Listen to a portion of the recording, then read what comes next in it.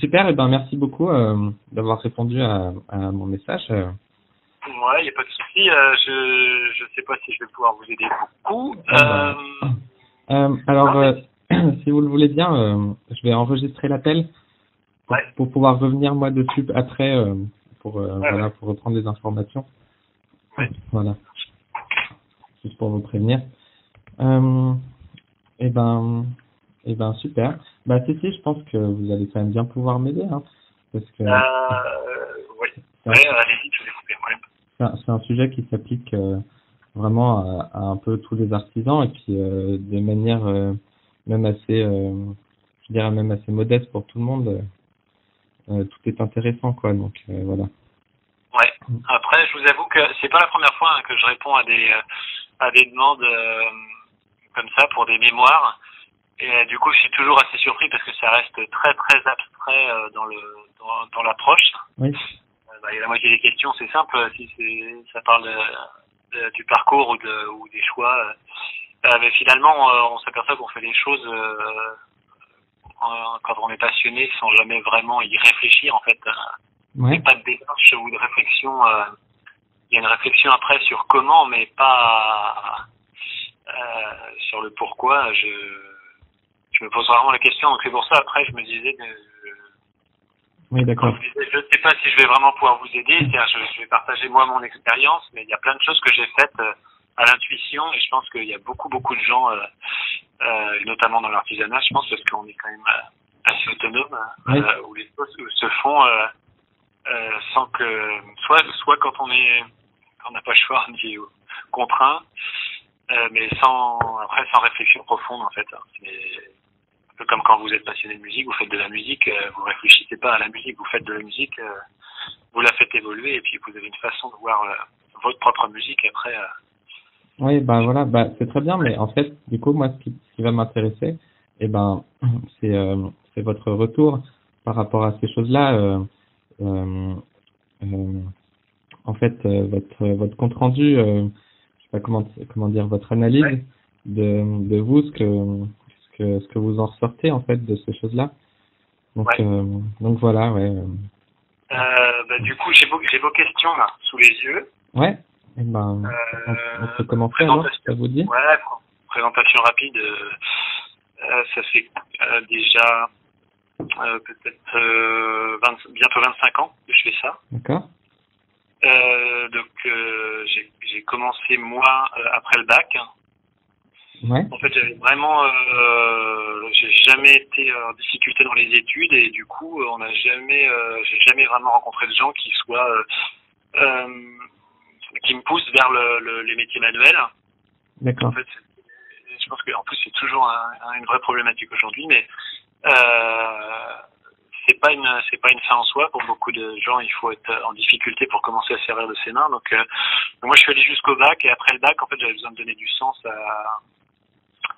à ce que je faisais. Donc du coup, j'ai souvent traîné étant jeune dans l'atelier de mon grand-père déjà, où je m'amusais avec les bouts de bois. Donc du coup, je suis allé visiter les portes ouvertes en fait, sur différents métiers, pas que les ministéries, mais les métiers en général, pour savoir ce que je pouvais faire de mes mains, parce que j'étais quand même plutôt bricoleur, sans être forcément doué, mais bricoleur c'est sûr. Donc du coup, je suis allé découvrir ce qu'étaient les métiers en fait, parce qu'il y a plein de métiers qui m'attiraient. Et après, quand j'ai commencé à visiter notamment les portes ouvertes chez les compagnons, parce que moi je suis compagnon ébéniste, les compagnons du devoir, en fait, ça a pris du sens, parce qu'en fait, il n'y a pas de notes, il n'y a pas d'examen, il n'y a pas de concours, il n'y a pas d'effet de groupe, en fait. Chacun avance à sa vitesse, et chacun a son propre planning, et chacun est autonome. Ça, c'est un truc, du coup, qui me faisait sortir de la formation classique. Donc ça m'a vraiment plu, et ça m'a beaucoup influencé. Et je pense, c'est depuis le début, en fait, ce qui me mène, c'est le côté autonomie et du coup liberté, quoi. D'accord, très bien. Que procure l'artisanat, alors que vous n'aurez pas forcément ça dans d'autres activités. C'est un des gros points forts. Et depuis le début, sans trop le savoir, je pense que c'est ce qui a guidé mon choix. Donc, j'ai fait une dizaine d'années chez les compagnons. Ah oui, donc sur le tour. Ouais, j'ai fait mon tour de France en fait. Donc, à l'époque, c'était 3 ans d'apprentissage déjà. C'est plus qu'1 an maintenant, mais c'était 3 ans. Donc 3 ans en CAP, c'est ça? Ouais, donc j'ai fait 3 ans pour obtenir après le CAP d'ébénisterie. Et puis après, j'ai commencé mon tour de France. D'accord. Ah ouais. De ville en ville comme ça, mais sans passer d'examen. En fait, j'avais pas du tout. Du coup, j'ai toujours refusé de passer des BP, des brevets de maîtrise, des trucs. Okay. Vu que c'est un truc qui me plaisait pas depuis le début, je me dis ça n'a pas d'intérêt. Ouais. Et l'avantage dans nos métiers, c'est que finalement, même si vous avez un brevet de maîtrise, personne ne vous demande de le fournir quand vous rentrez dans une boîte. On voit en 2 heures, on voit vos compétences, vos lacunes. Donc oui. ça a été un petit coup de main pour moi parce que j'avais pas du tout envie de m'enfermer là-dedans. Et puis donc j'ai fait mes années de Tour de France. J'ai fini par, je faisais un peu de formation d'ailleurs chez les compagnons à la fin, parce qu'on fait tous à peu près ça. Oui. En fait, pour valider à la fin, vous formez après vous-même des CAP, c'est ça? Ouais, non, mais pas forcément, mais en fait on encadre des jeunes et puis après chacun choisit. Il y a plusieurs postes, plusieurs types de profils. Donc on est amené à retransmettre un petit peu ce qu'on a appris tout au long du tour, mais à la fin on y passe plus de temps quand même. On encadre les plus jeunes et puis on essaie de retransmettre. Donc vous avez fait un chef-d'œuvre à la fin Ouais, moi j'ai fini, j'étais à Nancy et en fait j'ai été amené à faire une copie de pièces Art Nouveau, des consoles en fait. Art Nouveau, et en fait c'était une partie d'un bâtiment qui était Art Nouveau, et en fait toutes les boiseries intérieures avec les consoles intégrées en fait avaient disparu. En fait à une époque ils ont transformé ça en administration, ils ont tout découpé à la tronçonneuse. D'accord. Ils ont mis des belles cloisons en placoplâtre. Ouais. Et puis un jour ils se sont réveillés en se disant que le bâtiment était incroyable, donc du coup ils ont recherché en fait comment étaient faites les boiseries, donc en fait ça a fait toute ma préétude en fait pour devenir compagnon. C'était un peu c'est votre mémoire à vous quoi, donc moi c'était mon mémoire à moi. Oui. Et puis après ça se ponctuait, on était 4 par la reproduction en fait de pièces Art Nouveau. Donc ça c'était sympa parce qu'en plus c'était un truc qui était complètement différent de ce que moi j'aimais au départ, donc c'était la grosse découverte. Ouais. J'étais très petit meuble à secret, petit meuble Louis XV, des trucs assez... j'ai toujours été passionné par la complexité des pièces. Oui. Et là en fait c'était pas du tout complexe, en fait c'était de la sculpture, de l'approche en 3D, voilà, donc c'était assez sympa à faire. Et puis voilà, une fois mon Tour de France terminé, j'ai tout de suite imaginé monter mon activité, parce que les 2 dernières années j'ai rencontré des gens qui faisaient de la création en fait, qui étaient créateurs au sens proche. Et donc du coup c'est toujours ce qui m'a plu. C'est-à-dire, j'ai rarement j'ai jamais eu envie de refaire ce que les autres ont fait, donc la restauration c'était hors de question. Ouais. Et puis à chaque époque, chaque créateur, chaque l'ébéniste a marqué son époque, et en fait je ne me voyais pas passer ma vie à recopier ce qui a été fait, puisqu'en fait l'ébénisterie aujourd'hui c'est très compliqué d'en sortir. Là maintenant il y a une autre vision sur les jeunes générations, mais sur l'époque où moi je suis passé il y a 20 ans, c'était soit on faisait du mobilier de série, soit on faisait de la copie d'ancien, et le top c'était vraiment de la copie d'ancien, et pour les musées, et en fait ça m'a toujours saoulé. Ouais. Quand j'ai vu ce qu'ils faisaient à l'époque, que ce soit sous Louis XIV, Louis XIII ou sous l'Art déco, en fait j'avais envie de ma patte en fait. Oui, c'est ça. C'était naturel en fait. Et voilà, donc du coup je me suis dit le mieux c'est, vu que je vais jamais trouver une boîte qui va me plaire, je monte la mienne. Donc c'était en 2003, j'ai créé j'ai fait mes premières créations comme ça. Donc à ce moment-là, oui, vous vouliez vraiment laisser un peu votre marque à vous dans un nouveau mobilier, quoi, dans vos créations. Ouais, c'était, en fait, on revient toujours, c'était pas forcément marqué mon passage, c'est vraiment, je reviens toujours à cette envie de liberté, quoi. C'est faire mes propres pièces, mes propres meubles, être à mon compte. Je savais pas du tout à quoi m'attendre, mais en fait, c'était mon autonomie, mes créations, ma liberté, quoi. D'accord, je comprends très bien, parce que je veux dire, même moi, je le vis un peu en ce moment, parce que j'arrive à la fin de mes études et j'ai intégré l'incubateur de mon école justement pour ça, en fait, pour pour être libre de faire ce que je veux et comme j'aime le faire, quoi. Donc oui, tout à fait. Ouais, et puis de toute façon, en fait, moi, plus j'ai avancé dans la formation, plus j'ai vu le métier disparaître. Donc ça a été, parce qu'on va pas se mentir, sur l'ébénisterie pure, c'est un métier pour le très très haut de gamme qui est en plein essor. C'est-à-dire, il y a du boulot à fond et le luxe et super luxe, ça marche. Ouais. Mais pour le reste, plus personne ne va faire son meuble. Oui, bah, ça, c'est sûr. Ouais. Donc du coup, moi après j'ai été contraint de me dire il faut que je trouve une solution. Et puis tant qu'à je vais un peu vulgaire, mais tant qu'à me faire chier, autant prendre du plaisir. Donc c'était de dire si je me plante, j'ai des comptes à rendre qu'à moi-même. Donc et puis j'avais quand même une bonne expérience. J'avais déjà fait 10 ans. J'ai fait pas mal de bêtises chez les autres, donc c'était assez. Bah, c'est vrai que c'est une très très grosse expérience, le Tour de France comme ça en ébénisterie. Et puis chaque année, on s'adapte à une nouvelle région ou un nouveau pays, une nouvelle façon de faire, un nouveau patron, un nouveau type de meuble, de l'agencement, de la restauration. On fait tout. Et en plus, on fait je sais pas, 50 heures d'atelier par semaine, donc à la fin de 10 ans, c'est assez énorme, c'est sûr. C'est une chance, c'est une chance énorme de pouvoir le faire. Et puis c'est même pas une question de compétence, c'est vraiment une question d'engranger des expériences, quoi. Voilà, avoir la chance de faire plein de conneries chez des autres. Et puis d'apprendre, quoi, de corriger le tir en permanence. C'est sympa. Donc voilà. Et puis après, une fois à mon compte, ça a été l'aventure. J'ai commencé à faire une ou deux créations. En fait, j'ai fait un peu de tout. Je faisais de la cuisine, du placard, ce qu'on me demandait de faire. Et puis, dès que j'avais un petit peu d'argent de côté, je faisais un bureau, une petite console. Puis à un moment, je faisais des trucs pas très complexes, mais ça avait l'air de plaire. Donc du coup, j'ai essayé de me débrouiller à faire une première exposition à Paris, par le biais de clients ou d'amis, en fait, qui m'ont mis en relation. Je suis allé sur des salons d'antiquaires présenter du meuble contemporain, donc c'était assez nouveau. Du coup, ça détonnait un peu dans le décor. Et puis ça m'a fait rencontrer des clients qui étaient comme moi, en recherche pas de vieux mais de nouveautés. Et puis voilà, j'ai commencé avec des clients qui sont devenus plutôt fidèles. Et puis chaque année j'essayais de faire des petites expos, des trucs à bric et broc, c'était pas non plus incroyable, mais du coup les clients ça leur plaisait, ils venaient. Et puis après j'arrivais quand même toujours à vendre ce que je faisais. Alors des fois il fallait un peu sacrifier le prix, mais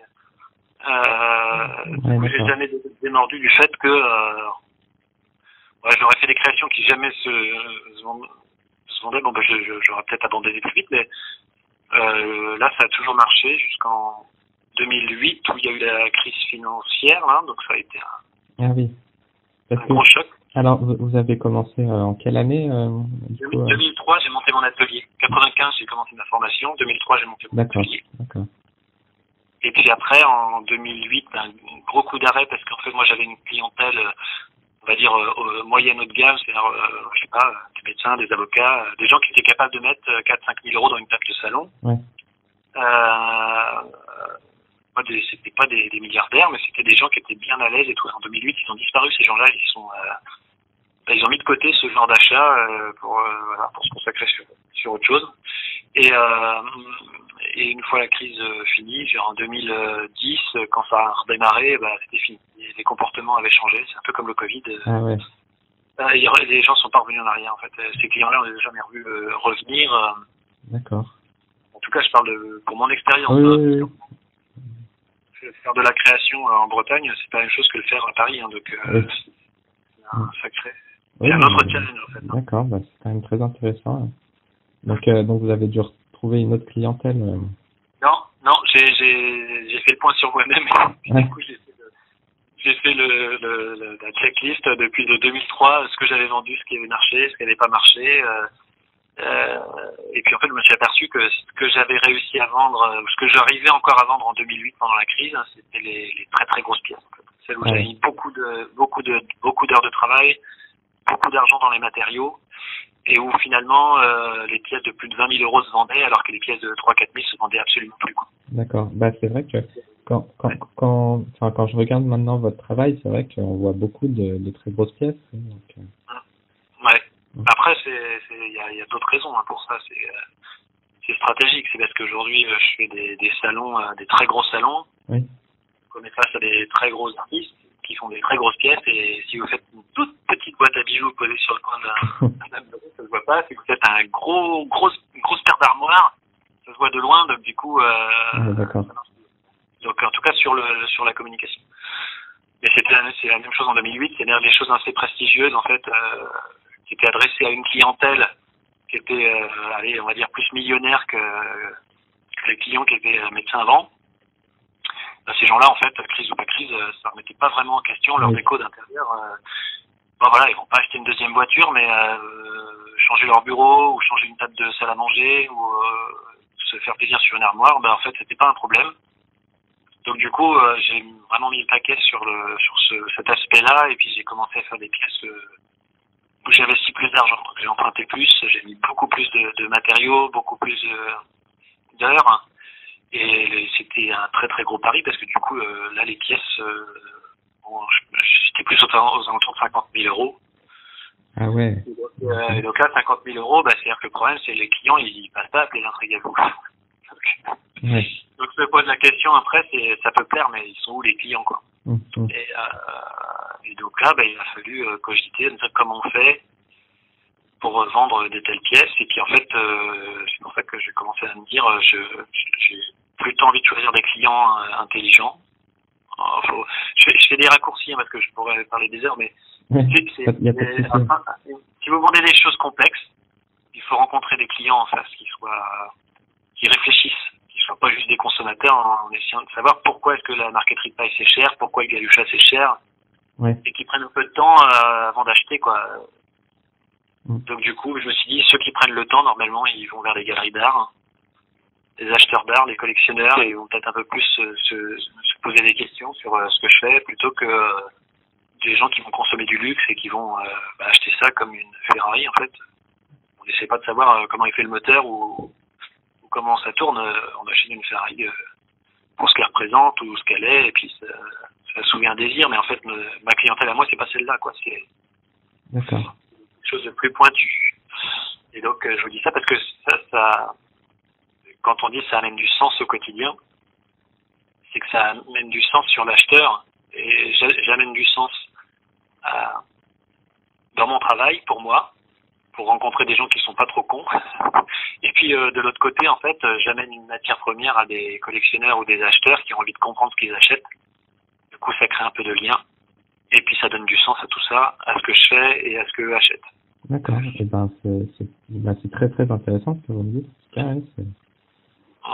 Et donc ça, c'est quelque chose d'important, et donc au départ, j'ai pas choisi d'aller vers les galeries. C'est que à force de phosphorer avec mon associé, puis mon épouse bosse avec moi aussi, elle s'occupe des relations avec les galeries, de la com, tout ça. On est trois à échanger, débriefer, et en fait, qu'est-ce qu'on veut pour nous, pour être bien dans nos baskets. En fait, c'est exactement comme au début quand je galérais. Je me dis toi, comme me faire chier, autant être bien, se faire plaisir sur les pièces. Et puis après, c'est si on a envie d'avancer, qu'est-ce qu'on souhaiterait, même si c'était faisable, pas faisable. Parce qu'en fait, j'étais à une période où j'étais quand même appelé intrigue à vous, et après on s'est dit, il faudrait être à Paris, mais de Paris, en fait, le top, ce serait d'être à New York. Et quand vous commencez à dire à votre banquier, appelé l'intrigue à vous, je pense que dans 2 ans, il faut que je sois à New York à vendre des pièces. C'est un peu compliqué. D'accord, donc vous avez voyagé comme ça pour faire des galeries? Ouais, donc après, on s'est dit, avant d'essayer de trouver des galeries, il faut avoir de la matière première. Donc on a remis le couvert, c'est-à-dire j'ai emprunté beaucoup d'argent pour pouvoir faire des pièces spectaculaires. D'accord, vous avez fait du stock. Ouais, et on a créé du stock. Parce que le problème, c'est que vous trouvez des galeries, si vous n'avez rien à vendre, si vous avez 2 pièces, ça marche pas. Ils vont vous dire, je peux pas faire du business et investir sur toi, qu'est-ce que tu vas faire demain, en fait. C'est toujours la question, c'est le collectionneur ou l'acheteur ou le galeriste ou le partenaire, c'est bien, tu as fait une belle création, mais est-ce que tu vas être capable d'en sortir tout le temps, quoi. Et quel type de création? Et c'est la même chose avec quelqu'un qui fait un tube. Je ramène à la musique ou des fois à la peinture, parce que c'est tellement toujours la même histoire. C'est que voilà, qu'est-ce qu'on va faire derrière? Et donc du coup, une fois qu'on a fait les premières pièces, on est allé se frotter aux galeries. On s'est aperçu qu'à Paris ça marchait pas parce que c'est la France, que l'artisanat en France, c'est complexe parce que culturellement, c'est le berceau de l'artisanat. On a tous les savoir-faire, on sait tout faire, mais on n'a pas les clients. Donc, ça fait. D'accord. Et si, quand on dit qu'on est les meilleurs au monde, c'est uniquement parce qu'on a les clients les plus chiants. Donc, quand on démarre, on a des gens qui veulent tout, mais qui n'ont pas l'argent. Ouais. Et du coup, il faut aller très très loin dans souvent la perfection et ça, pour un client, en fait, c'est très compliqué parce que c'est la culture du meuble. Donc, si c'est bien fait, c'est gagné. Alors qu'un Français, il va aller dans le détail, il va regarder, il va être plus cultivé qu'un autre acheteur. Donc, ça va ramener plus de complexité dans la vente et dans le rapport au client. D'accord. Donc c'est là que vous avez trouvé votre nouvelle clientèle à l'étranger. Et donc du coup, on s'est dit galerie, ok. On a trouvé des galeries en France, mais ça marchait, mais ça vivotait. En fait, on n'arrivait pas. On vendait, mais on n'arrivait pas à gagner notre vie. Ça vendait pas assez. Et puis à chaque fois, la problématique, c'était une clientèle qui négociait les prix, qui trouvait ça super, mais si je pouvais l'avoir à 50%, ce serait bien. Donc au bout d'un moment, on se dit bon ça plaît, c'est sûr. Les gens acceptent de nous représenter ou les gens sont intéressés par notre travail, mais ça se vend pas au prix que ça vaut. Donc on est allé là où il y a le plus de milliardaires, c'est à New York. Et on en a pris avec mon épouse un iPad, la collection de ce qu'on avait dessiné, avec les photos sur lesquelles on avait investi. Et puis on est allé faire le tour des galeries on fait une semaine à New York et une semaine à Los Angeles. Et puis on a sonné aux portes, quoi. D'accord. Et puis on a rencontré des très très gros décorateurs. En fait, au début, on n'est même pas allé chez les galeristes, on est allé chez les décorateurs qui vendent les pièces. C'est des gens comme Peter Marino ou Tony Ingrao, des mecs qui bossent pour les milliardaires. Ouais. Et en fait, ces gens-là, ils nous ont dit mais en fait, il faudrait que tu trouves une galerie parce que nous, on passe rarement en direct avec les gens. Tu vas dans la galerie et nous, quand on ira dans la galerie, on aura tous les artistes sous la main, comme un supermarché, quoi. La galerie, elle a pour job de réunir les artistes et comme ça, les décorateurs viennent choisir dans les galeries en disant qu'est-ce que tu as sous la main, je cherche une table, je cherche une armoire, qu'est-ce que tu as de nouveau, qu'est-ce que tu fais en ce moment. Donc on est revenu des États-Unis et on s'est dit ça fait 2 ou 3 fois qu'on nous parle d'une certaine galerie à New York qui pourrait convenir à mon travail parce qu'en fait il y a plein de galeries qui n'aiment pas ce que je fais. Donc il faut trouver après la bonne galerie qui a des bons clients mais qui est passionnée par ce qu'on fait aussi. Et donc on en a trouvé une. Celle qu'on nous a conseillée, en fait, on a envoyé un book en rentrant, on a renvoyé un book à New York et le mec nous a rappelé en disant voilà, est-ce que vous êtes libre, vous êtes sous contrat? On dit non. Et on a repris un billet d'avion, on est reparti aux États-Unis. Ouais. Et puis on s'est mis d'accord et on a commencé à bosser avec eux. Et puis ça a mis plus d'1 an avant de vendre le premier meuble. Ça, c'était très très compliqué. Le premier meuble s'est vendu, du coup le galeriste a mis un peu plus d'énergie, nous a mis un peu plus sur les salons, et sur les salons ça s'est vendu, et puis voilà, et après ça a démarré, et une fois que ça a démarré, c'était parti. Donc, et que après tout ce qu'on posait finissait par se vendre. Donc, oui, mais d'accord. Mais un peu ce qu'on c'est quand même c'est quand même un énorme pari d'investir autant de temps, d'énergie et d'argent. Et vous saviez même pas si ça allait marcher, et puis ça a mis longtemps en plus. Ouais, en fait, quand on débriefe avec le temps, même avec mon épouse, c'était limite suicidaire. C'était n'importe quoi. C'est-à-dire que nous, à l'époque, on faisait 200 000 euros de chiffre d'affaires en une année. Ça couvrait juste nos salaires et nos charges. Et on est allé à la banque emprunter 200 000 euros en disant on va rien vendre pendant 1 an, c'est pas grave, on va faire 200 000 euros de meubles et puis on va essayer de les vendre. Et en fait, on a fait ça et on a fait en fait, la galerie, quand elle nous a vu, elle a dit je prends les meubles, mais je vous préviens, il va falloir minimum 1 an avant que les gens apprécient votre travail, comprennent ce que vous faites. J'ai dit on va pas vendre pendant au moins 1 an. Ouais. Et le 12e mois de l'aventure, il nous restait plus que 5 000 euros sur le compte en banque qui nous ont appelés en disant c'est bon, on a fait une grosse vente, c'est parti. Dis donc. Et du coup, on a renfloué les caisses. Puis après, le challenge c'était de pas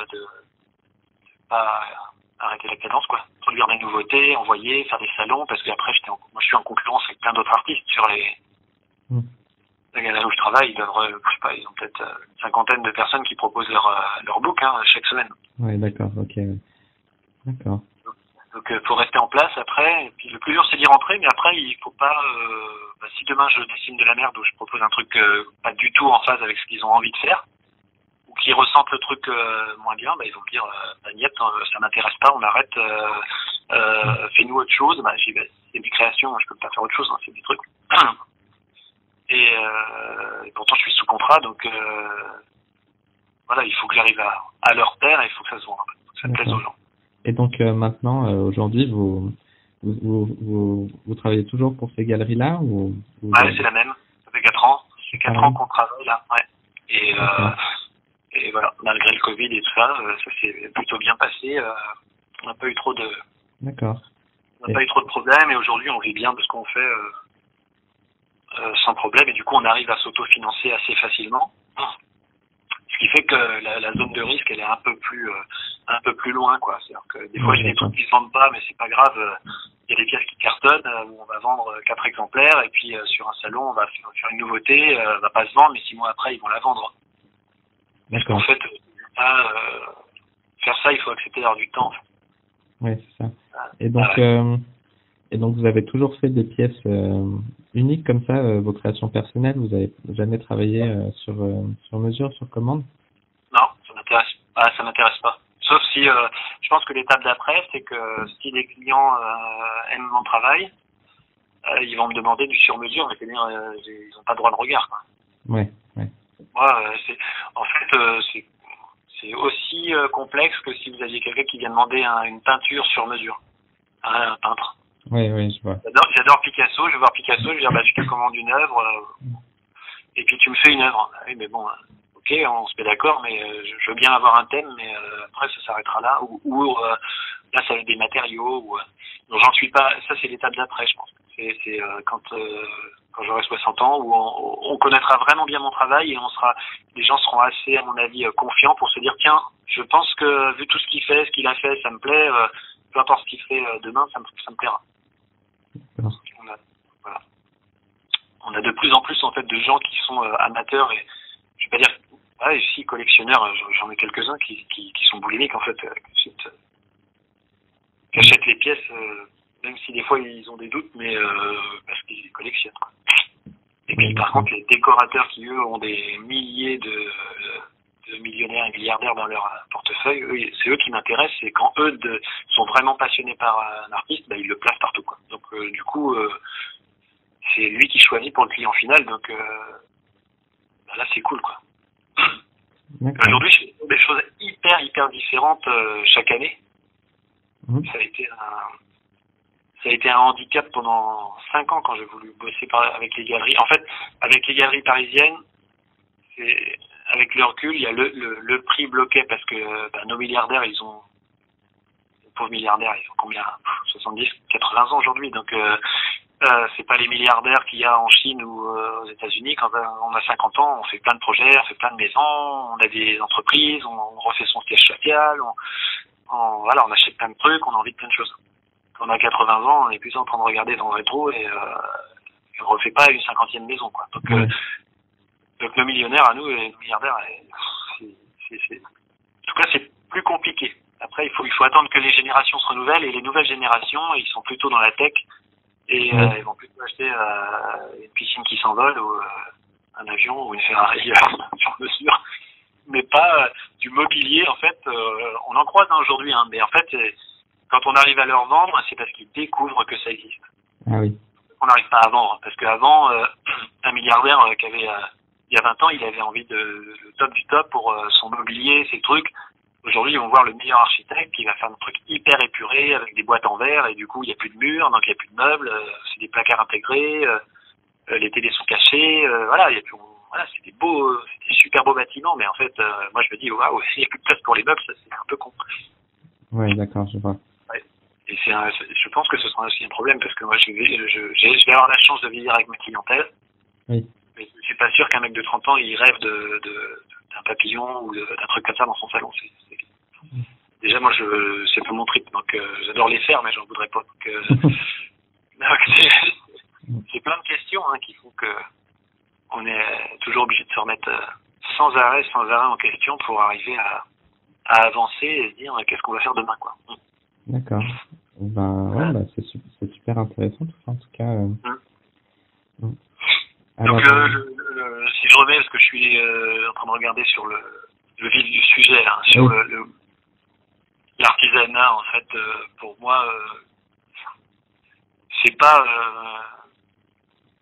la partie de travail qui, c'est pas parce que je fais des trucs en bois avec mes ciseaux que je m'épanouis.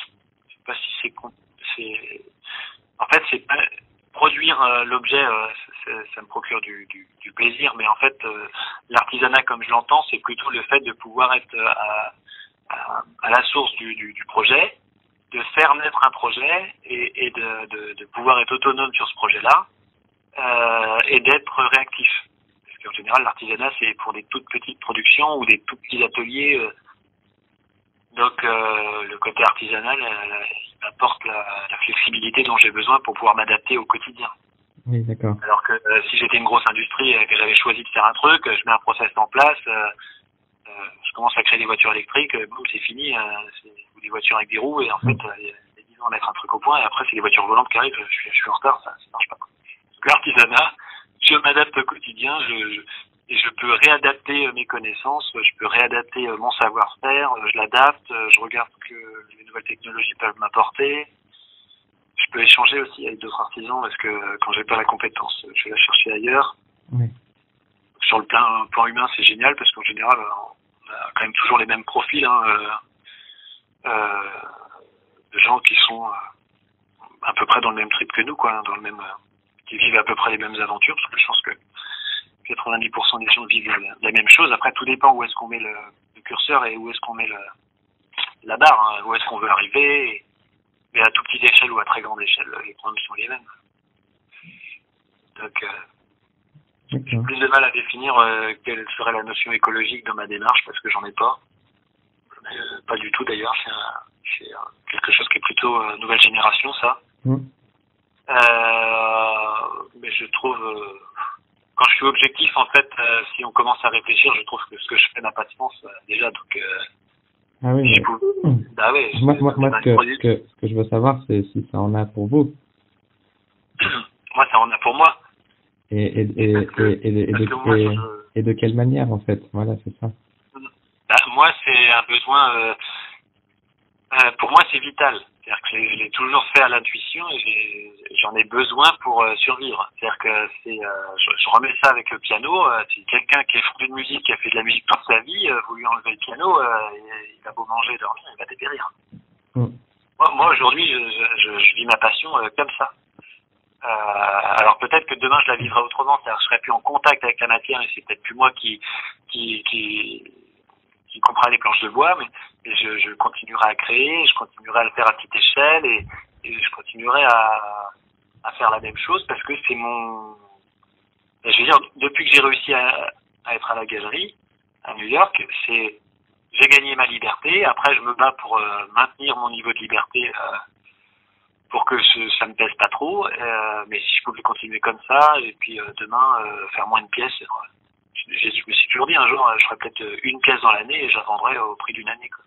Oui. Ce qui est largement faisable parce qu'en fait, finalement, il y a des acheteurs qui sont capables de mettre 300 000 euros dans une pièce, c'est pas un problème. Il faut juste que ce soit eux qui vous trouvent et pas l'inverse. Oui, d'accord. Voilà, donc la seule notion en fait que j'ai pas, c'est écologique. Je l'ai dans le sens où je fais attention à comment j'utilise mes matériaux et comment je les recycle et où je les balance parce que je les mets pas en pleine nature et je fais recycler mes vernis et tout ça. Mais c'est vraiment anecdotique. C'est pas je suis pas dans l'esprit de quelqu'un qui se dirait je vais absolument avoir des bois qui viennent de tel endroit, de telle façon.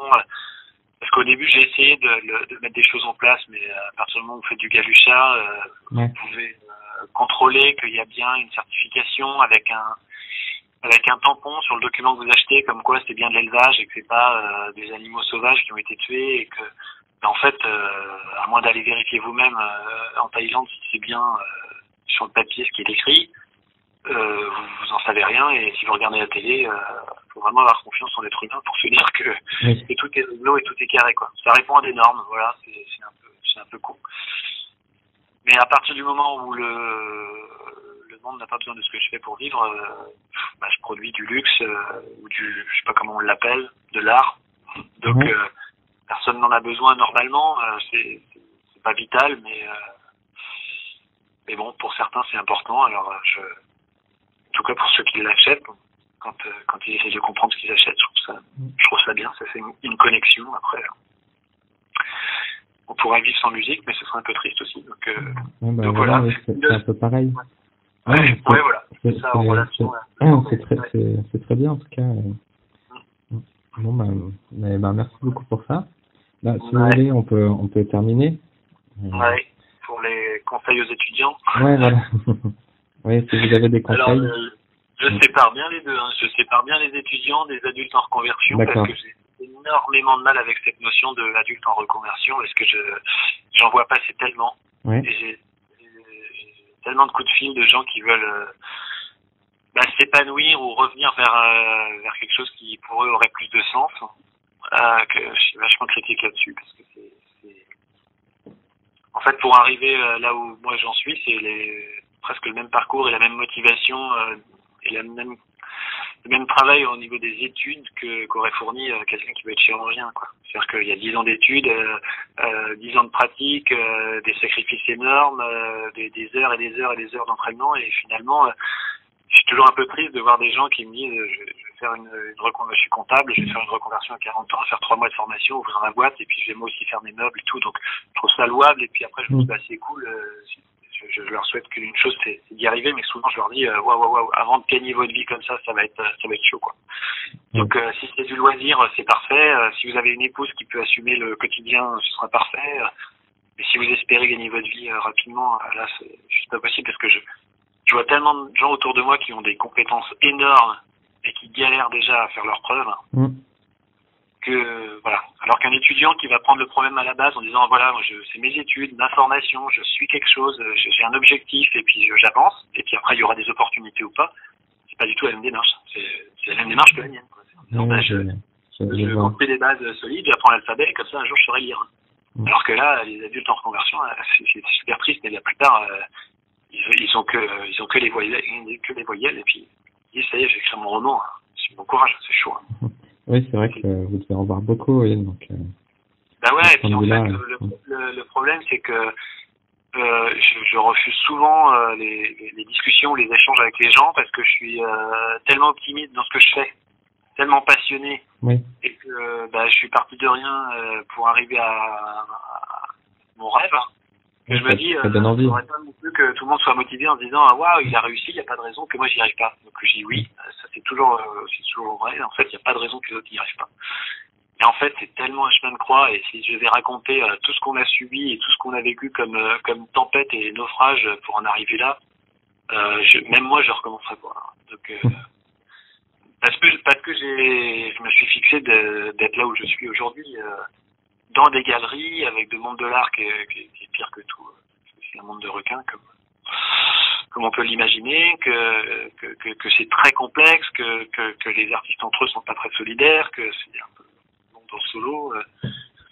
Voilà, donc tout ça fait que c'est génial, mais en fait c'est un parcours du combattant, quoi.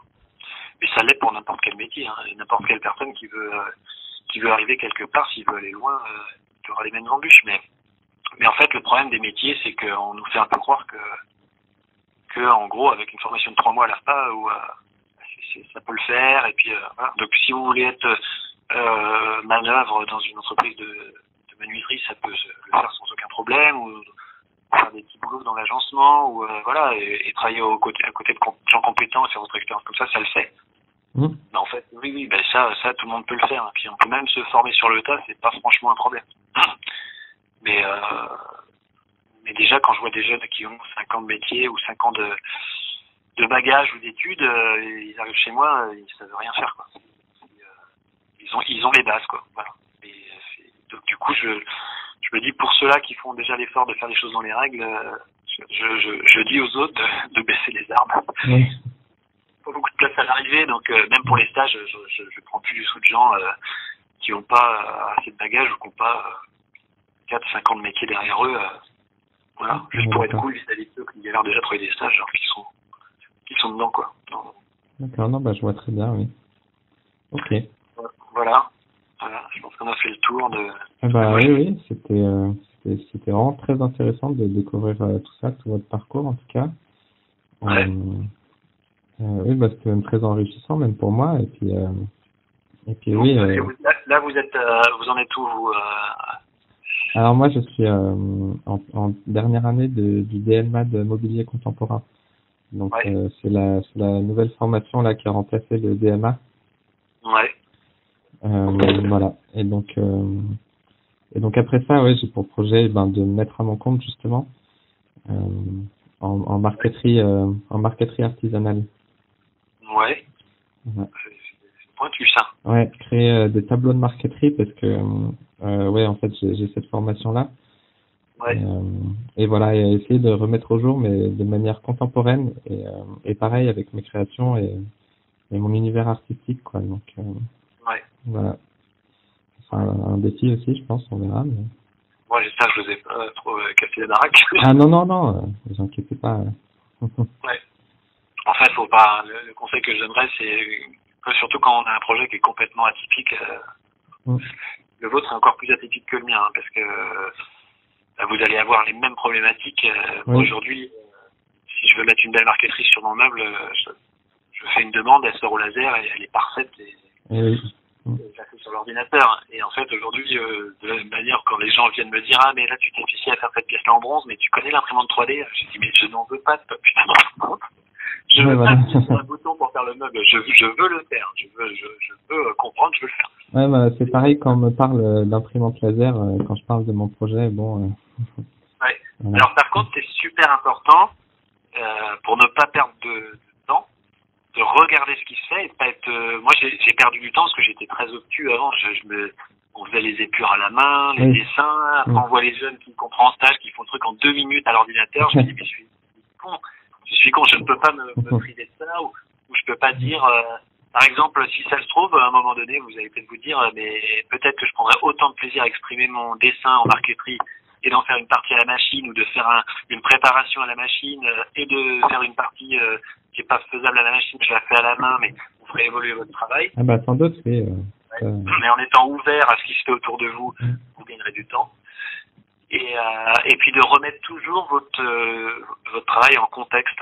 Comme moi je vous l'ai dit, en fait, l'ébénisterie c'est fini. Donc moi je vois encore des gens aujourd'hui qui font des formations hyper pointues pour faire de la restauration de meubles, mais qui n'ont pas pour projet d'aller bosser au Mobilier National ou à Versailles. Donc ça n'a pas de sens parce que aujourd'hui les pièces elles valent plus rien. Et même c'est des clients qui balancent à la déchetterie des commodes boules qui valaient très cher avant et en fait les gens n'en veulent plus. Oui. Donc du coup, quand je vois les gens se former, je me suis dit mais vous c'est suicidaire parce que dans 10 ans vous allez être au top et dans 10 ans c'est fini, il y aura plus de meubles. Moi je crée un truc qui n'existe pas et dont les gens n'ont pas besoin. Donc je peux pas me plaindre que ça se vend pas. Personne n'a besoin d'un papillon ou d'un truc. Voilà, mais après il y a des gens il y a quelques clients qui vont dire j'aime bien, ça donne du sens, c'est autre chose, voilà, c'est comme un tableau, une sculpture, voilà, je mets pas une sculpture ou un tableau, je mets un papillon. Mais quand vous faites une copie d'un truc qui vaut déjà plus rien alors que c'était un truc incroyable il y a ne serait-ce que 10 ans, c'est chaud, c'est chaud où je vois des gens qui viennent avec des concepts pour disant je vais faire 2 planches de bois, puis je vais couler de la résine dedans, et puis ça va faire des tables. Je dis, mais ça existe partout, quoi. Tout le monde le fait, et vous allez arriver trop tard. Là. Il y a un mec l'autre jour qui m'a parlé d'un projet aussi. Je lui dis, je suis désolé, mais aux États-Unis, ça fait 10 ans qu'ils en font, et ça commence à plus se vendre. Donc, c'est un peu après la guerre, quoi. Donc voilà, ça vous permettra aussi de faire vos choix, quoi. Mais j'espère que ça fonctionnera. Oui, j'espère aussi, on verra bien. Mais voilà. Eh bien, merci beaucoup. Je vais pas vous prendre plus de votre temps. Ouais, pas de problème. On n'a pas débordé là, c'est bien. C'est ce que je me dis. Voilà, je veux bien. Si d'aventure vous avez une copie un jour quand vous avez validé votre truc, votre mémoire, voici que je serais curieux de le lire. Ah bah oui, pourquoi pas, tout à fait, oui, je vous enverrai ça. Ouais. Sympa. Comme ça, je verrai si je dis des bêtises. Ok. Bon, bonne route, alors bon courage. Bah merci beaucoup, bonne fin de journée à vous. Et puis... Ouais, bonne soirée. Au revoir, merci.